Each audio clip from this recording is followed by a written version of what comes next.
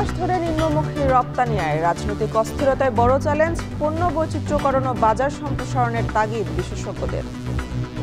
বিদেশি ক্রেতারা কিন্তু বুঝতে পারছে না যে আমরা সঠিক সময়ে সঠিক গুডসটা ডেলিভারি করতে পারবো কিনা।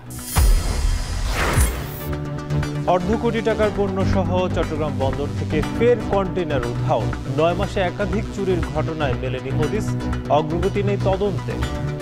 তারা তদন্ত কতদিন করবে, কতদিন আমরা রেজাল্ট পাবো, এই বিষয়ে কিন্তু কোনো সুরাহা নেই। তত্ত্বাবধায়ক সরকার ফেরাতে আপিলের রায় আজ 7 বিচারপতির ফুল বেঞ্চে। যে রায় আসুক, কোনো প্রভাব পড়বে না আগামী নির্বাচনে।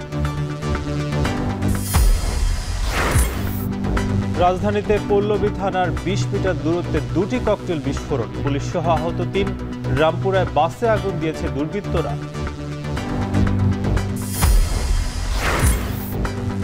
এবং ভারতকে হারিয়ে সুখবর পেল বাংলাদেশ। ফিফা র্যাঙ্কিংয়ে 3 ধাপ উন্নতি হামজা শমীরদের, 9 বছরের মধ্যে সেরা অবস্থান।